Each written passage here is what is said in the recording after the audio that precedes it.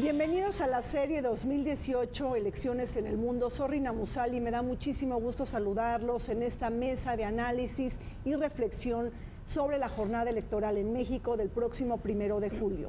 La jornada electoral más grande y compleja de la historia, en donde se juega la presidencia de la República, la renovación de la totalidad del Congreso, 8 gubernaturas más la Ciudad de México, así como miles de cargos de elección popular. Pero sobre todo, no nada más el futuro de México está en juego, sino también el relacionamiento de nuestro país con el mundo. Les doy la más cordial bienvenida a nuestros invitados, al embajador Carlos Rodríguez y Quesada. Él es presidente de la Asociación del Servicio Exterior Mexicano. Carlos, bienvenido. Muchas gracias por la invitación. También nos acompaña Patricia Olamendi. Ella es directora del Instituto de Justicia y Derechos Humanos y ex subsecretaria de Relaciones Exteriores. Pati, gracias. Gracias, Rina, muy amable. Y nos acompaña el doctor Carlos Heredia. Él es académico del CIDE y un experto en temas de América del Norte. Bienvenido, gracias, Rina. Carlos. Un gusto. México es un país sumamente vulnerable de lo que acontece en el escenario regional e internacional. Nuestra ubicación geográfica, vocación democrática, vocación también migratoria, apertura económica y comercial y sobre todo capital humano y cuantiosos recursos naturales nos hacen difícil sustraernos del escenario internacional. México junto con Brasil representan el 60% del PIB latinoamericano y no solamente exportamos mercancías, sino también inseguridad y violencia hacia Centroamérica. Precisamente México no podrá resolver sus problemáticas internas si no las anclamos a las tendencias y a las respuestas que está dando el mundo. La política exterior sí sirve y es una palanca para el desarrollo nacional. Carlos, la política exterior de México no ha jugado un rol prioritario dentro del quehacer nacional y menos dentro del contexto de la campaña electoral. Sin embargo, es palanca del desarrollo nacional. ¿Por qué tenemos una actitud tan cerrada, hermética y silenciosa frente a lo que sucede en el mundo cuando los principales temas de gobernanza política y económica están anclados en el escenario internacional? Tienes mucha razón. La realidad es que no es algo nuevo, no es una actitud nueva. Por alguna extraña razón mantenemos esta actitud así media underground desde hace muchos años y no nos atrevemos a salir, no nos atrevemos a despegar. Creo que no hemos considerado que pues estamos en un nuevo siglo, un siglo de retos, de muchas complicaciones, no solamente en el ámbito interno, sino sobre todo en el ámbito externo. El mundo ha cambiado y no nos hemos percatado de esto a nivel de política exterior.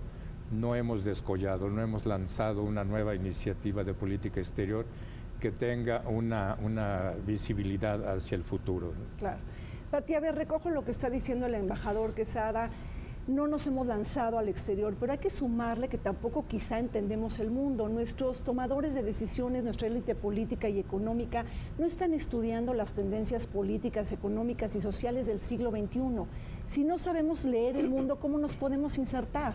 Nos falta ahí este tanque de pensamiento dentro de la Cancillería o dentro del gabinete de decir, tenemos que entender lo que está pasando más allá de nuestras fronteras. Fíjate que es un tema bastante contradictorio, porque por un lado México tiene acuerdos muy importantes, no solamente comerciales, sino de intercambio. Hablamos casi de 50 acuerdos de libre comercio con diferentes países del mundo. Hablamos también de un mercado común en Norteamérica, hablamos de un acuerdo marco con la Unión Europea y tenemos, por supuesto, un sinnúmero de acuerdos con nuestros vecinos del sur en América Latina. Somos un jugador importante en la OEA, por ejemplo, sí, en la toma de decisiones en la OEA, pero al mismo tiempo ya también somos un jugador importante en la ONU porque ya formamos incluso parte de las operaciones de paz, que era quizá el requisito más interesante que nos ponían para estar en la toma de decisiones. ¿Qué es lo que sucede? Yo creo que el regreso del PRI al gobierno en este periodo, hubo un retroceso en los avances que tenía el trabajo en la presencia de México en el mundo, porque regresó un poco el discurso, yo lo llamo setentero, de la no intervención, de la no... la soberanía, ¿no? La soberanía, de no intervenir más, y hubo como un abandono de la presencia de México. Incluso regresamos a métodos que la Cancillería había desechado totalmente. Por ejemplo, el hecho de nombrar personal de Cancillería en los cargos destinados para expertos nacionales independientes. A mí me parece es un retroceso. Mandar un embajador de carrera al Comité contra la Tortura cuando era para un experto independiente, me parece retroceso, porque es querer ir a ocultar lo que pasa en México. Creo que ha habido una política de cerrazón, de rechazo a los temas centrales de derechos humanos, de precariedad en las relaciones con otros países, y se ha reflejado en nuestra presencia. ¿Qué pasa? Que llegamos a este proceso electoral con una ausencia total de presencia de México en la toma de decisiones en el mundo, y está impactando actualmente en lo que va a ser. Tal vez la pregunta más grande es: ¿vamos a estar todavía más hacia atrás con alguno de los candidatos de lo que ha sido, o hay oportunidad de dar el salto?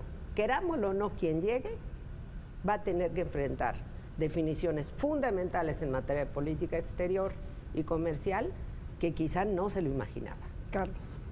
Reina, yo creo que nos hemos autolimitado por 3 razones fundamentales. La primera es que pues nos acostumbramos durante décadas a ver solo hacia el norte y a ver solo hacia Estados Unidos, pero sin conocer Estados Unidos. En la segunda, lo que dice la embajadora Olamendi, retrocedimos en el tiempo para decir: no, a México nadie le va a llamar la atención, nadie le va a decir qué hacer, nadie le va a decir qué está mal. Ahorita, hoy, aquí mientras estamos platicando nosotros, estamos impidiendo que venga el personal del alto comisionado para investigar los desaparecidos en México. Ha habido infinidad de informes internacionales, nacionales, que hablan de la gravedad del problema de los desaparecidos. No, que no vengan a investigar porque somos un país soberano. Claro. Y la tercera, porque nosotros no previmos que al poner todos los huevos en la misma canasta con Estados Unidos, hubiera una disrupción tan brutal como la que se ha producido con Donald Trump, claro, que él propugna el aislacionismo.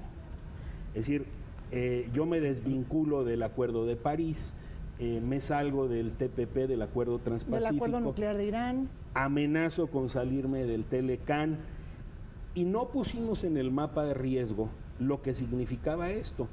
Entonces, a partir de la firma del Telecán en noviembre de 93, pusimos todo en piloto automático.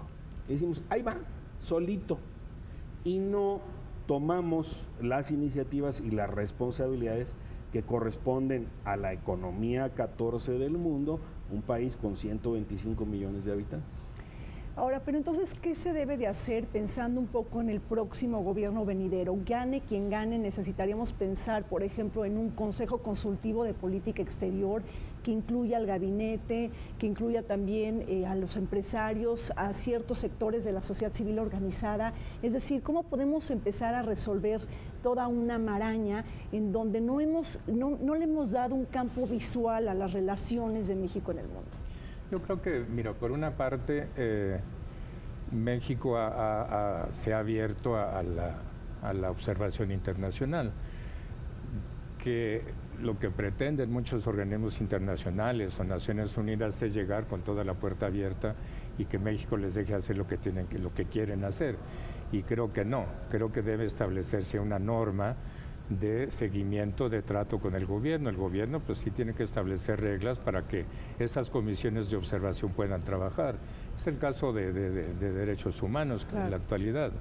No puede llegar ningún organismo internacional así por la libre y tomar las acciones que quiera tomar. Estoy de acuerdo, Carlos, pero a ver, tenemos el tema del escrutinio internacional. Sí, o sea, el tema del escrutinio internacional, pues incomoda al PRI. Le genera más cartas credenciales al PAN, ¿no?, en términos de democracia y derechos humanos, y al candidato puntero, bueno, con esta visión soberanista, de alguna manera se retrae del tema. O sea, ¿cómo está el tema del escrutinio internacional? ¿Vamos a pronunciarnos sobre la democracia? ¿Vamos a pronunciarnos sobre esta forma de gobierno? Es decir, ¿cómo están pensando los diferentes partidos políticos y los candidatos punteros, Carlos? En los hechos, yo difiero, yo estoy en desacuerdo con lo que dice Carlos. Hay un protocolo. En los hechos, la verdad es que con José Antonio Meade de secretario empezó esta racha de decir, no, los de afuera no, sí, que ni se asomen, que no vengan, no les doy permiso, etcétera, pero con un doble estándar, porque decimos, yo sí me puedo meter en Venezuela y puedo criticar en Venezuela, pero no voy a permitir que vengan a asomarse a lo que está pasando en México. Y como tú lo señalas, la plataforma que ha planteado hasta hoy Andrés Manuel López Obrador y Morena apuntan a consolidar esta visión de que nadie me diga nada porque yo no le voy a decir nada a nadie. Un retroceso muy dañino para la inserción de México en el mundo. Bajo un correlato internacional, México celebra elecciones inéditas de la historia. Esta es la primera ocasión que se presentan 3 coaliciones de gobierno que incluyen a 9 partidos políticos y a un candidato independiente tras la renuncia de Margarita Zavala a la candidatura presidencial. Y es que el tema de las coaliciones de gobierno es moneda corriente en otras latitudes y ha sido una excepción dentro del escenario político mexicano. En estas elecciones, el relacionamiento de México con el mundo tiene posicionamientos dispares y asimétricos entre los diferentes partidos políticos y candidatos punteros. Es decir, en el mundo las formaciones de gobierno son moneda de cambio, Pati. Tenemos lo que acaba de pasar recientemente en Alemania, una unión, una alianza entre la derecha ultraconservadora y de Angela Merkel y Martin Schulz del Partido Socialdemócrata. Es decir, es tan importante el mundo que también tenemos que estudiar de su política, ¿no? Yo creo que lo que señalas, fíjate que es un tema fundamental, porque varios de estos partidos coaligados son totalmente contrarios en sus visiones de política exterior e interior. O sea, a mí, por ejemplo, me preocupa mucho que Morena vaya con el Partido Encuentro Social. Claro. Le estamos dando un crecimiento a la ultraderecha mexicana, sí, que no lo tenía, y además con una presencia de lo que ha sido esta corriente en América Latina tremendamente peligroso. Ahí tenemos el caso Brasil, quizás sí, el más connotado, de lo que estos grupos han hecho y lo que hacen en Centroamérica. O sea, también es importante decirlo. A mí me preocupa mucho cómo se puede decir un discurso de izquierda marchando con el Partido Encuentro Social. No le veo caso, lo que veo es un empoderamiento y por supuesto, si yo te voy a apoyar en una candidatura, ¿a cambio qué quiero? Pongo el ejemplo de Brasil. A cambio del apoyo que le dieron a Dilma Rousseff en Brasil, estos grupos, ¿qué le exigieron a Dilma? No toques el tema de mujeres, por ningún lado permitas la interrupción del embarazo. Sí. Sancionado con temas de diversidad sexual. O sea, son cuestiones que están abajo. Ahora, la coalición PRD-PAN quizá es la que me parecería a mí menos peligrosa, porque de una u otra manera, aunque ideológicamente tienen extremos, están yendo al centro, han confluido más en cuestiones de centro, y al final de cuentas el gobierno del PAN no ha sido tan grave como nos hubiéramos imaginado en otro momento, y más consciente del tema de derechos humanos, que creo que es un acierto. Con respecto al PRI, pues yo no veo tanta diferencia, porque el PRI y los dos partidos con los que van ligados, pues podemos decir que llevan lo mismo, aunque sí es preocupante que el Partido Verde siga enarbolando banderas contrarias a los derechos humanos, como viene siendo la pena de muerte, por ejemplo, que es un tema que México desterró de su legislación hace ya muchísimos años. Entonces, sí me preocupa este manejo, pero quizá la parte más preocupante, y un poco me quedé con esta idea, es que tenemos que insistir en qué ha sido México y la historia de México en el papel internacional. Y yo creo que eso es relevante. México es el creador de la nueva estructura de lo que se conoce como Consejo de Derechos Humanos de Naciones Unidas. Fue una reforma que México impulsó y México logró, y fue una reforma en donde se buscaba que fuéramos parejos todos los países, y por lo tanto se crea el examen periódico universal, es decir, sí, no solo va contra ti ni contra ti, todos tenemos una responsabilidad frente a los derechos humanos. Entonces, este cambio tan radical que hace este sexenio sí me parece grave, porque es desconocer una historia que México construyó a lo largo de años para evitar precisamente el cuestionamiento de que había solo países que eran sancionados y países que eran paladines de los derechos humanos. Entonces, creo que haber roto esa dinámica le ha costado a México y le está costando quizá el punto rojo más fuerte en la mesa de quien va a entrar de gobierno. Claro. La cantidad de denuncias en materia de derechos humanos sin que se tenga un antecedente política exterior correcta ni una lectura correcta. Ahora mismo estamos teniendo el proceso electoral en medio de 104 asesinatos de candidatos, en medio de el crimen organizado contra el transporte en todas las carreteras del país. Eran solo unos estados, ahora es a lo largo y a lo ancho del territorio nacional. Claro. Es decir, al gobierno se le fue de las manos la aplicación de la ley, claro, porque no empiezan por su casa. Entonces, acabo de ver la difusión en el periódico Reforma de que está José Antonio Meade con Carlos Romero de Champs, con los petroleros en Villahermosa, y al día siguiente le sacan una petromansión en Acapulco.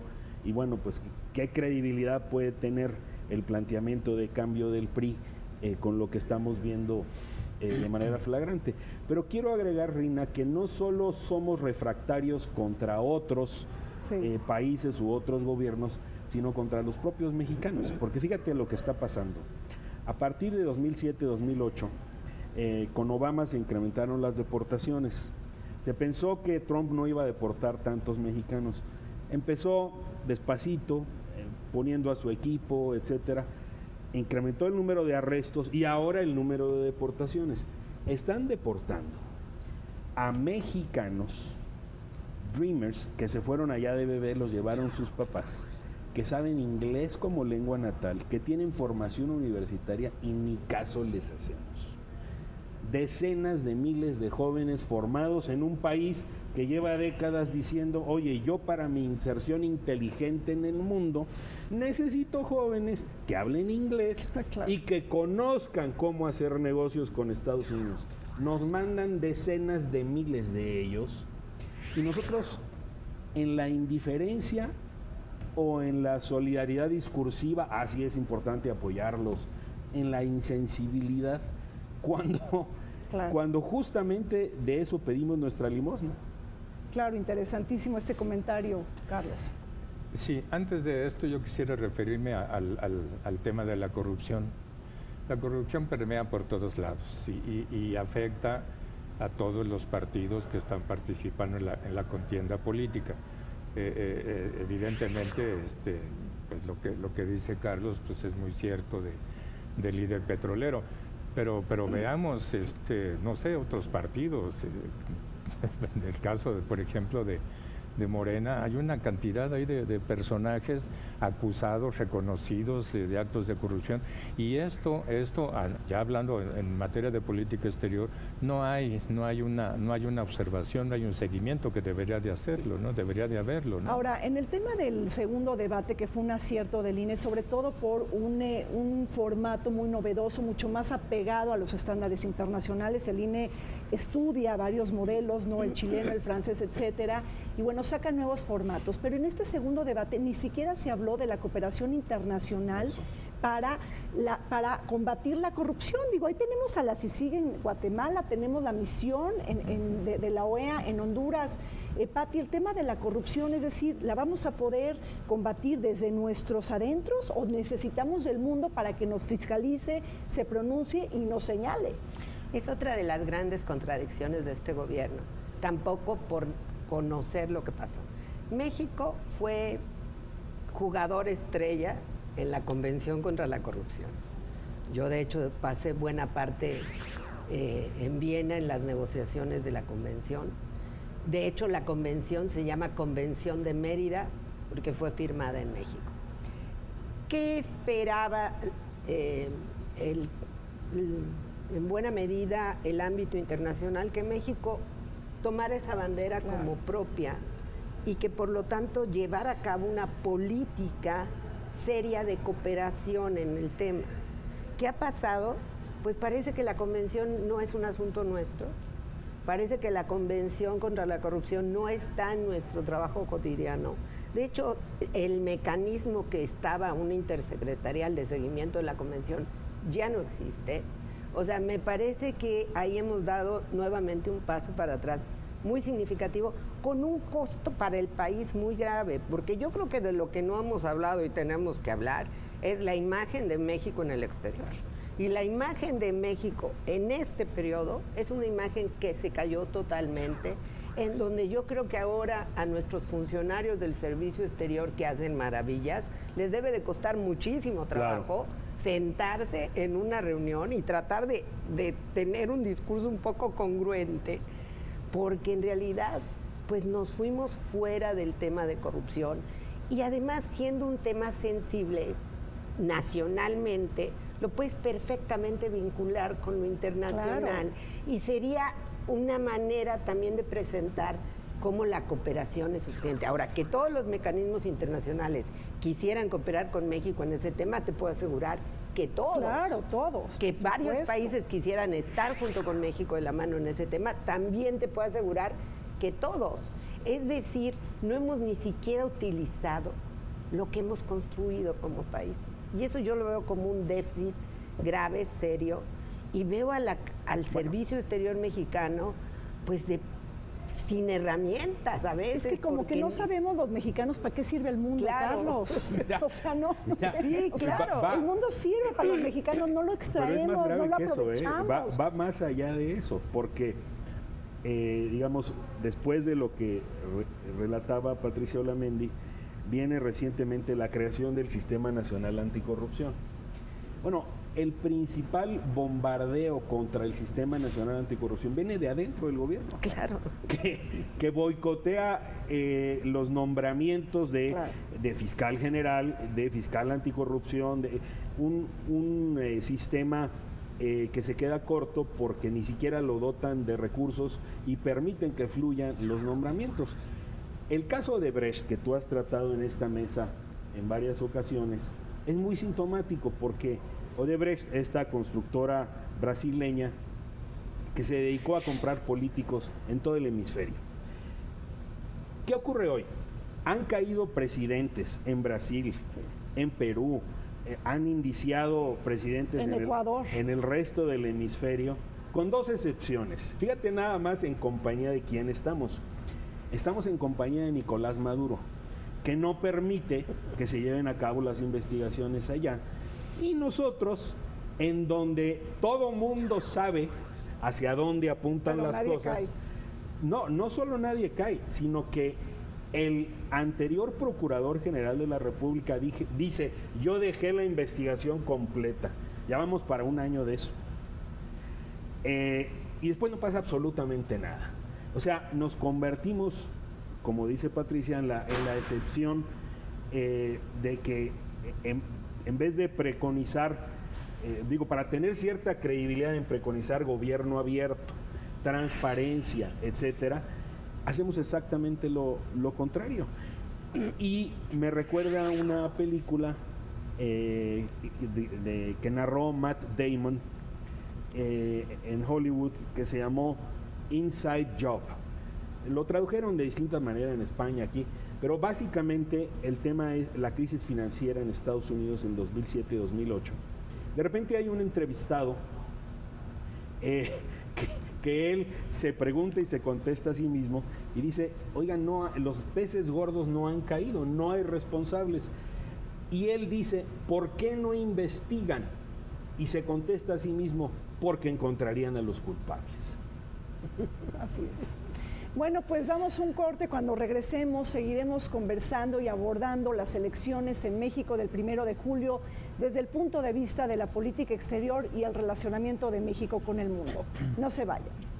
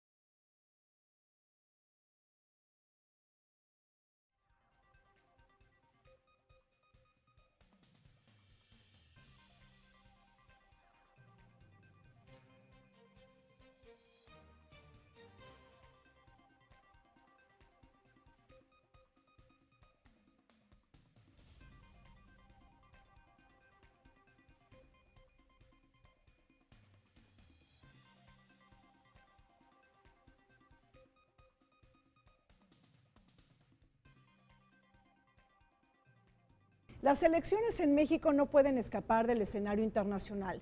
En nuestra frontera norte colindamos con el gobierno más antimexicano de la historia reciente, que trae consigo la revuelta blanca, supremacista y racista. Y es que la victoria de Donald Trump en Estados Unidos no se puede entender sin su carga negativa hacia México. Ahí tenemos la construcción del muro fronterizo, esta propuesta, la militarización de la frontera, la renegociación del Telecán, toda una cruzada antimigrante y sobre todo un desprecio generalizado hacia el gobierno mexicano y hacia nuestro país. Todo ello ha generado un vuelco en la política exterior mexicana, en donde sus principales pilares se han sacudido ante la revuelta supremacista en Estados Unidos. Carlos, el tema de la política exterior en México no genera grandes cuestionamientos. Sin embargo, genera tanto temas de consenso como de disenso. Por ejemplo, temas de consenso, pues todos los candidatos están a favor del combate al cambio climático, la protección de migrantes, la renegociación del Telecán, pero si nos fijamos en cada uno de los detalles de estos temas, hay grandes diferencias. Sobre la renegociación del Telecán, hemos conocido hasta ahora a nuestros candidatos punteros qué piensan si debemos de negociar en paquete o debemos de negociar en temas por separado en diferentes canastas frente a Estados Unidos. Es decir, tenemos el impasse del Telecán, pero no hemos tenido un debate a profundidad sobre lo que tiene que ser la relación de México con Estados Unidos. No lo hemos tenido. De nuevo, hay aquí razones históricas, estructurales, políticas, pero básicamente te diría, Rina, que lo que ocurrió a partir del ascenso de Donald Trump es que la reacción como instintiva, pavloviana, de la clase política mexicana en su conjunto, incluida la izquierda, fue decir, Trump quiere terminar el Telecán, ahora voy a defender el Telecán, pero sin analizar qué significa lo que estamos negociando y con una, digamos, una omisión muy grave. ¿Quiénes son los que realmente deciden qué vamos a plantear en el Telecán? ¿Quiénes deciden el interés nacional mexicano? ¿No? El presidente Peña Nieto se ha conducido en esta negociación como si estuviéramos en 1992, 1993. Un partido prácticamente único que tiene amarrados los votos en el Senado. Los trabajadores están totalmente ausentes de la discusión, con una paradoja adicional, que los sindicalistas canadienses y estadounidenses dicen, oigan, México, claro, ustedes tienen unos salarios miserables, viven de explotar a su propia gente. Y la reacción mexicana, ¿cuál es? No es reconocer que tenemos un problema salarial, sino decir, tú no te metas, tú no te metas. A mis trabajadores yo sé cómo tratarlos. A mí no me vas a venir a decir cómo tratar a los trabajadores. Igualito que en tienda de raya. Y entonces los trabajadores no son interlocutores y no forman parte de la negociación de comercio, flujos de inversión, flujos de capital, cuando está íntimamente vinculado el tema. No, y el objetivo es que los beneficios del Telecán drenen a la población, o sea, no nada más a las élites, ¿no? Entonces reproducimos el aparato corporativo que teníamos a finales de los 90 y estamos negociando exactamente igual. Claro. Pati, un tema de disenso, mano dura contra Donald Trump, o ser más combativos, o quizá que privilegie la mesura, la conciliación. ¿Qué piensas? Fíjate que un día un altísimo funcionario del Departamento de Estado me dijo, el problema es que nosotros tenemos intereses y México tiene principios. Entonces, yo creo que si en algún lugar del mundo México tiene intereses, es en los Estados Unidos. Con Estados Unidos compartimos muchísimas cosas, bueno, el agua, por supuesto, relaciones familiares y afectivas de todo tipo. Y yo creo que finalmente no hemos comprendido qué significa Trump. Yo creo que Trump es un gobernante casero, interno. Nativo. Claro. O sea, está gobernando para él. Siempre los presidentes de los Estados Unidos, el tema del mundo era, pues son los dueños del mundo en términos reales, aunque no nos guste, siempre estaba como presente en la gente. Trump hace exactamente lo contrario, dice, ahora nos toca a nosotros sellar nuestras fronteras, vigilar bienestar para nuestra gente, recuperar empleos, traer esto. Yo creo que hay que comprender quién es Trump antes de tomar una decisión. ¿Qué es lo que sucede? Y yo coincido plenamente, no hemos hecho una evaluación real de lo que ha significado el Tratado de Libre Comercio para México. En términos generales, podríamos decir que para nuestra clase empresarial ha sido importante porque ha tenido una presencia. Pero no hemos puesto todos los intereses mexicanos, no solamente en la negociación del tratado, sino tampoco en las negociaciones en tema migratorio, agua, medio ambiente, etcétera. No, ¿y por qué no agregar, por ejemplo, seguridad, migración, que son temas espinosos para o sea, claro. ¿Es nuestra principal exportación? Exacto. O sea, nosotros tenemos tanto no la relación con Trump, no, y nos inundaron de armas y todo. Entonces hemos tomado una decisión de boletarnos con la bandera mexicana y decir Trump es esto, Trump es otro. Independientemente de lo que creamos, quien sea un representante de México en Estados Unidos tiene que aprender a leer la política interna y medir el pulso de lo interno.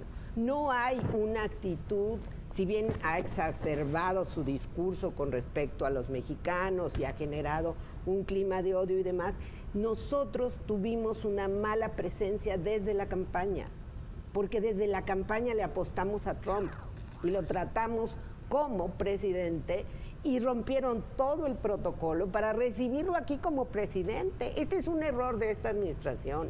Y luego viene esta negociación y esta negativa, y en lugar de consultarlo, abrirlo y tener una posición real de país defendiendo nuestros intereses, nos cerramos. Entonces, me parece que quien llegue, lo primero que tiene que hacer es tener un equipo de cuarto de guerra en materia de política exterior, particularmente en relación bilateral México-Estados Unidos. Claro. No puede seguir el asunto así, ¿eh? Carlos, ¿qué piensas? Aquí hay que determinar una cosa. Trump efectivamente está muy enfocado al tema de la política interna, pero está usando la política exterior para engrandecer su administración. Mira, el caso de Corea del Norte, las negociaciones atómicas, el caso de México, el caso que mencionaba del retiro del pacto de medio ambiente, el retiro del acuerdo transpacífico, todo eso le está sirviendo internamente para convencer a toda su grey, a todos sus electores de que está trabajando intensamente. Pero a nivel interno, pues sí hay un alza en el desprecio al extranjero, sobre todo al mexicano. Se ha viciado en atacar a los mexicanos y no estamos reaccionando correctamente. Claro. Independientemente, el TLC, bueno, pues el TLC creo que lleva su rumbo, creo que por ahora no hay una amenaza real de que Trump pueda cortarlo. Obviamente a México y a Canadá pues tampoco les interesa hacerlo, pero yo creo que se va a mantener así por algunos meses, a ver qué pasa con todas las amenazas y no solamente guerra comercial amenazas, que ya ¿no? inició, ¿no? Todas las exactamente que ha estado atacando tanto a México como a Canadá, ¿no? Ahora, otro tema de disenso, me imagino, pensando un poco en las coaliciones de gobierno, en los candidatos, Carlos, está el tema de las drogas. Digo que tampoco hemos escuchado hablar a los candidatos de manera clara y seria sobre si vamos a privilegiar un enfoque punitivo y represivo o al revés, preventivo en materia de salud pública y de despenalización de algunas drogas. Mira, el expediente más fácil para todos los candidatos ha sido, lo voy a poner a consulta, para todo.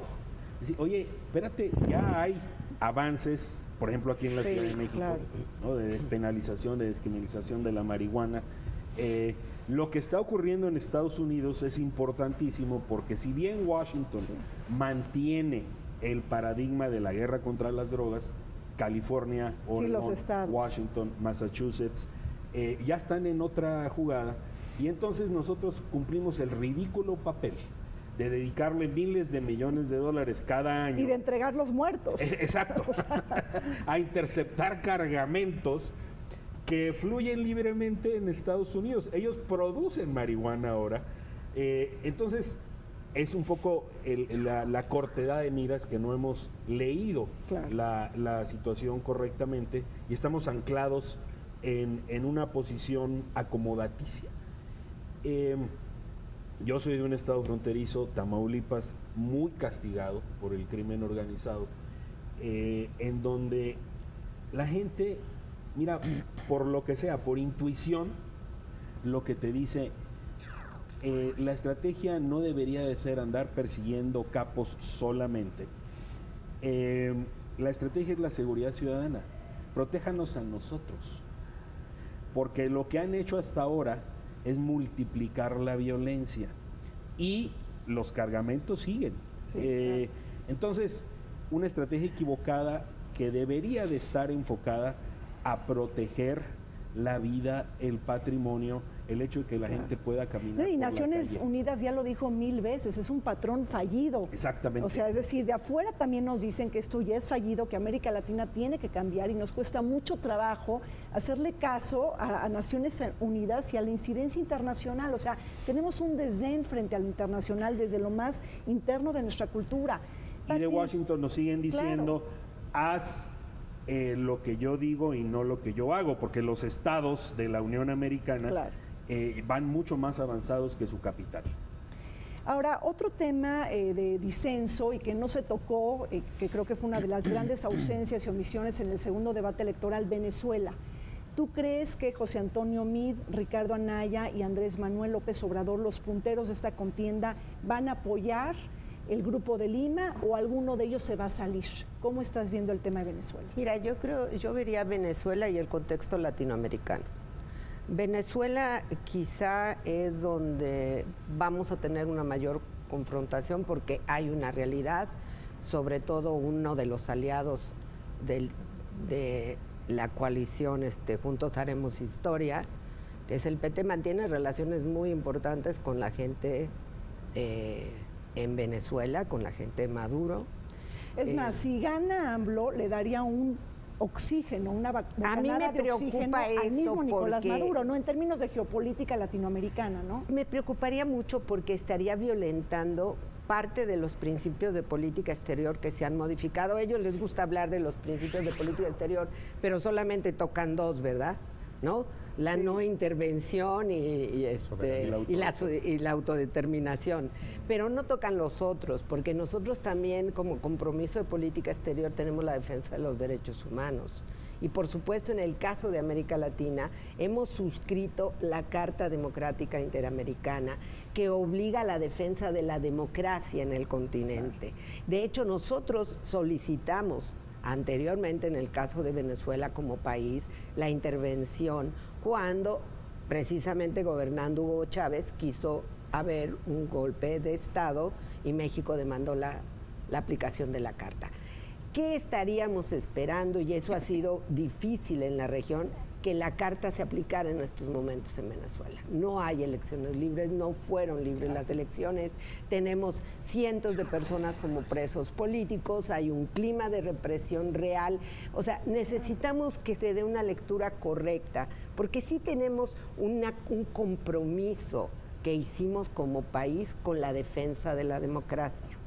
Pero a eso le sumas ya el conflicto en Nicaragua, que no es menor, es nuevamente en Nicaragua un conflicto, pidiendo ya la salida de Ortega de Nicaragua, que puede crecer, y estamos hablando de Centroamérica, que de por sí es fácilmente un asunto de polvorín. Ahora, aquí, embajador Rodríguez Quesada, el tema de Centroamérica, los tres candidatos punteros están de acuerdo en generar una política exterior más activa, más dinámica hacia Centroamérica, nuestra tradicional zona de influencia.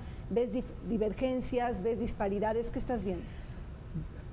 Bueno, en el segundo debate no ocurrió nada de esto, más que declaraciones por ahí aisladas. Yo creo que más se han enfocado en el tema comercial y la cooperación técnica, que eso es un proyecto que ha venido operando desde hace años y que yo creo que va a continuar.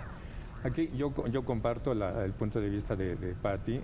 El tema de Nicaragua es muy complicado. Es una pena, digo, nosotros que participamos en esos años en todo el proceso de revolucionario en Nicaragua, en El Salvador, en Guatemala. Contadora. Pues contadora, y nos da pena lo que está ocurriendo, tristeza lo que está ocurriendo en Nicaragua con la pretensión de Daniel Ortega de perpetuarse en el poder. No solamente él, sino también ya una corona imperial, ¿no? Ya una monarquía imperial. Si no es él, pues es su esposa. Entonces esas cosas tienen que cambiar y México va a tener que tomar un papel relevante en ese tema. Yo creo que en el caso de Venezuela se está actuando correctamente y creo que a la larga, en un poco tiempo, si no hay una solución pronta y clara en el caso de Nicaragua, sí, México va a tener que participar en esto. Sí, pero el tema de Venezuela sí genera como muchas diferencias, ¿no? Porque de alguna manera tanto José Antonio Meade como Ricardo Anaya están dispuestos a visibilizar la crisis democrática, el deterioro institucional, y el candidato de Juntos Haremos Historia, pues de alguna manera quisiera salirse, ¿no?, del Grupo de Lima, porque México también ha tenido un rol de liderazgo, ¿no? Ahora, Carlos, vámonos de Centroamérica y de América Latina a China. Una gran ausencia en esta campaña electoral es que no hemos oído hablar del gigante asiático, una potencia mundial emergente, nuestro segundo socio comercial, una zona en donde se genera el mayor crecimiento económico, tenemos un peso y una talla demográfica, está también ahí la India. ¿Qué está pasando? O sea, no tenemos la brújula de lo que está pasando en el mundo. Yo creo que la mayor transformación en torno al propio Telecán es que en 1992-93, cuando se negoció, China no pintaba en el radar. Hoy China es determinante. Es decir, la segunda economía mundial, en algún momento será la primera, por lo menos en torno a su PIB, su producción. No, sí, no per cápita. No por habitante. Y seguimos sin una estrategia para la región Asia-Pacífico, que en el caso de México se traduce a China, Japón, Corea, los países de ASEAN, que son muy importantes, Indonesia, Filipinas, Tailandia, Singapur es crucial, y la India, como tú mencionaste. No tenemos una estrategia para esa región del mundo, simplemente por la dependencia umbilical de Estados Unidos. Y yo ni siquiera estoy hablando de diversificar los patrones del comercio internacional, porque, claro, digamos, lo que está cerca y lo que está a la mano está a la mano. No, yo estoy hablando de inteligencia comercial, yo estoy hablando de aprender de la experiencia de esos países que ya están metidos en la economía del conocimiento. Y México todavía estamos en salarios miserables para ser competitivos, maquila, o una industria automotriz que exporta muchísimo, pero que básicamente lo que hacemos aquí es armar y ensamblar. Apenas estamos ingresando a los segmentos de mayor valor en la cadena productiva, que es una industria estadounidense y europea y asiática asentada en México, pero que no hemos desarrollado como ellos sí. Lo que hizo Corea fue, dice, yo empiezo ensamblando autos japoneses, pero después voy a hacer los míos. Entonces, básicamente, Asia es el continente del siglo XXI y entendieron la transición de la economía de bajo valor agregado a la economía basada en el conocimiento y la innovación tecnológica. A ver, Pati, esto me lleva, embajador, un tema fundamental que posiciona Carlos en esta mesa de análisis. La economía del conocimiento tiene que tener un correlato como la diplomacia del conocimiento, la diplomacia de la innovación, la diplomacia de la ciencia y tecnología, la diplomacia de la cuarta revolución industrial. Sí, estamos ya en la revolución industrial, que es toda esta innovación tecnológica. Fíjate que México sí tiene alguna presencia en los temas de desarrollo de conocimiento. El problema es que no le apostamos a esto en el país, y eso son parte de las definiciones políticas. Ojalá y lleguemos a tener algún día un presidente y a su clase política que piensen en el país y no en su partido o su grupo, etcétera, porque sí tenemos todo para crecer. sí tenemos todo para crecer, sí podemos dar el brinco cualitativo que lo han dado otros países. Tenemos, por supuesto, que transformar el tema de la exclusión social. Tenemos que cambiar el tema de desigualdad, que es quizá nuestro principal ancla que nos mantiene abajo, pero sí pudiéramos crecer y además tenemos un campo abierto. México, insisto, también en el acuerdo Asia-Pacífico es un jugador importante. México sí es bien visto en el tema incluso por Asia de que seamos su puerta con América Latina. No lo hemos aprovechado ni en el aeropuerto. Toda Asia nos ha suplicado que tengamos aeropuerto y que México sea el brinco para no pasar por cielo norteamericano, que lo han pedido desde los atentados. No hemos podido tener un aeropuerto decente en este país. O sea, a mí me da mucha desesperación porque nos decían, por favor, no queremos cruzar cielo americano. Entonces ustedes conviértanse en el trampolín. Lo entendió Panamá y Panamá desarrolló algo más amplio. Nosotros no lo entendimos. El intercambio tecnológico que podemos tener con este país, con muchos de ellos tenemos firmados acuerdos comerciales. Claro. Con muchos de ellos podemos estar desarrollando tecnología. Pongo un ejemplo, Japón. Claro. O sea, México puede estar desarrollando, pero si no damos el brinco interno, o sea, es que los mexicanos no terminamos de ver todas las oportunidades afuera y nuestros gobernantes no ven todo lo que hay afuera para que podamos crecer adentro. Ese es nuestro problema. Todavía tenemos esto y el tema, pues sí, todavía el tema de pueblo, somos provincianos, somos esto, no queremos salir al exterior, nos da miedo, y no hacemos de nuestra juventud una inversión en el desarrollo. Carlos, y el tema de los principios de la política exterior, porque esto me lleva a lo que está diciendo Pati, es decir, los vamos a reformar, los vamos a adaptar al siglo XXI, los vamos a invocar, los vamos a defender, los vamos a proteger. ¿Qué piensan los candidatos en torno a esto? Pues yo creo que no han pensado nada.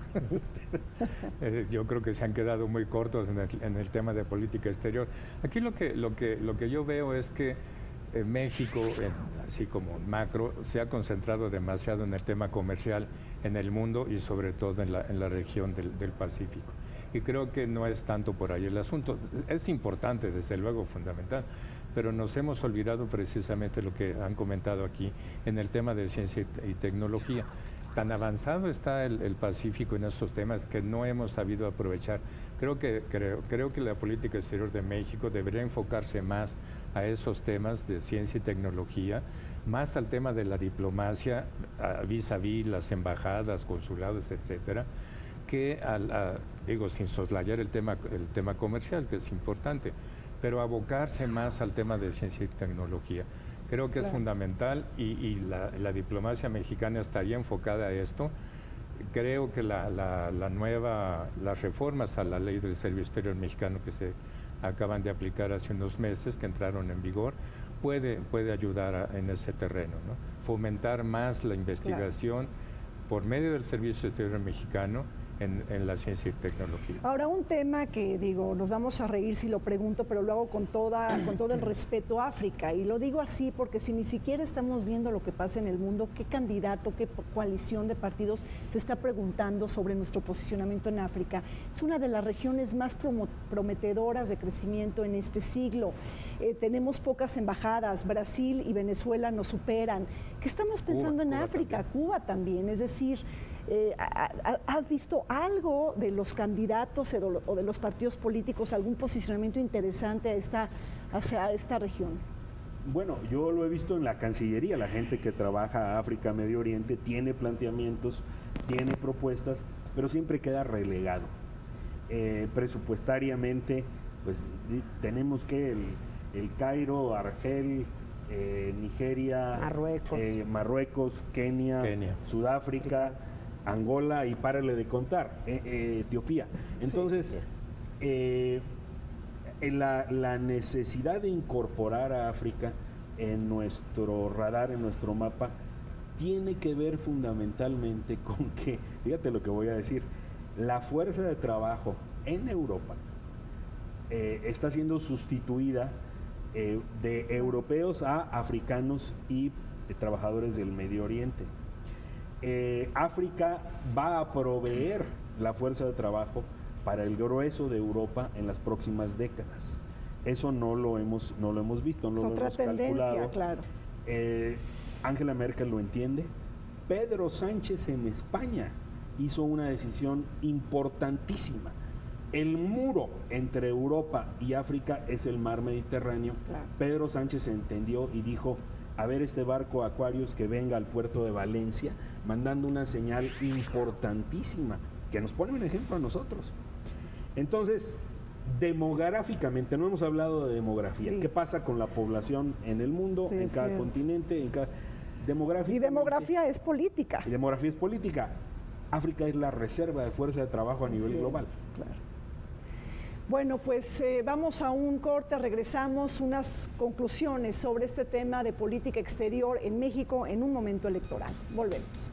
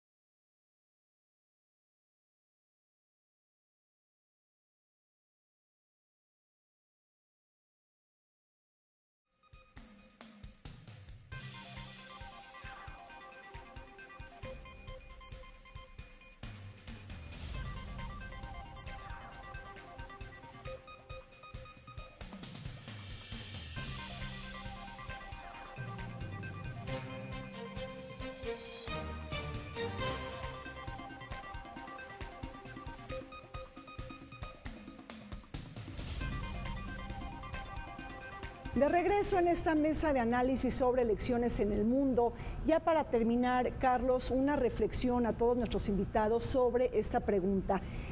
El presidente venidero, gane quien gane, ¿qué debería de hacer en los primeros 100 días de gobierno en materia de política exterior? ¿En dónde debemos de poner las prioridades, las definiciones y todo este tema de pesos y contrapesos, Carlos? 3 puntos. El primero, la política exterior empieza en el vecindario, empieza con Estados Unidos, Canadá, Centroamérica, el Caribe, Colombia. Con Estados Unidos tenemos que poner sobre la mesa todos los temas.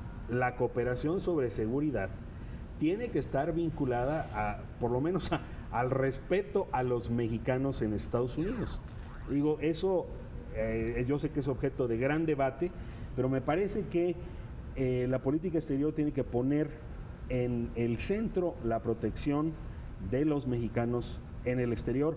Hay personal valiosísimo en Cancillería que lo hace, pero política y diplomáticamente tenemos que ponerlo a mero arriba. Segundo, cooperación con Centroamérica, cooperación educativa y cambiar radicalmente la forma en que nos estamos vinculando a Centroamérica. Porque los gobiernos centroamericanos tienen el mismo defecto que el de aquí, en el sentido de decir, pues a ver nuestros migrantes cómo se arreglan, ellos que se rasquen con sus propias uñas. Nosotros necesitamos hacer diplomacia pública con la sociedad civil, con la academia, con las iglesias en Centroamérica, en Estados Unidos. A pesar de Trump, California quiere hacer muchas más cosas con nosotros. En California hay mucho centroamericano, vincular las diásporas mexicana y centroamericana en Estados Unidos con lo que está pasando en Centroamérica. Y el tercer punto, Rina, tenemos que cambiar la cultura política aquí adentro, porque también mucha gente aquí en México es muy refractaria a decir, no, ¿qué andas haciendo que una embajada en Noruega? Que no, eso le quita dinero a Iztapalapa, cierra las embajadas y dedícate a tus cosas aquí adentro, sin entender que todo está vinculado, está interconectado y que una presencia fuerte, inteligente, estratégica de México afuera beneficia a los mexicanos adentro del país. Y a la calidad de vida de nuestros ciudadanos. Es inevitable soslayar el futuro del mundo. El futuro de México está en la integración, en la globalización llamada así desde hace varios años, y va a ser inevitable. Cualquier gobierno que gane el 1 de julio va a tener que entender esto muy claramente. Y esto me lleva a dos temas. Primero, la Alianza del Pacífico, que tiene que ser fortalecida y tiene que ser enriquecida con una acción más agresiva, no digo que no lo esté haciendo México, mucho más agresiva para que crezca esta alianza que va en términos favorables. Perdón que te interrumpa, favorables. En términos de la Alianza del Pacífico, un dato interesante, se está buscando crear una agencia espacial mexicana con todos los países de la Alianza del Pacífico. No creo que es un dato relevante. Y en segundo término, algo muy elemental, apertura de embajadas. Si quiere México fortalecer su presencia en el mundo, si quiere progresar a nivel global, tiene que pensar en abrir embajadas. Están los 3 países bálticos, que no tenemos representación diplomática. Tenemos otros países en Europa Oriental, Croacia, Eslovenia, está creciendo para ese lado. El Caribe necesita ser fortalecido con 2 o 3 embajadas más. Y en Asia también. Esa sería mi propuesta en los primeros 100 días. Pati. Bueno, yo creo que hay que, quizá desde el momento de la transición, de estos grupos de transición, yo creo que tendría que plantearse por lo menos 3 respuestas urgentes. Tratar de recomponer la relación de México con los mecanismos defensores de derechos humanos, que es un tema central, su presencia en el Consejo de Derechos Humanos, y sobre todo restablecer una relación con la Oficina del Alto Comisionado de Derechos Humanos, que me parece muy importante y relevante.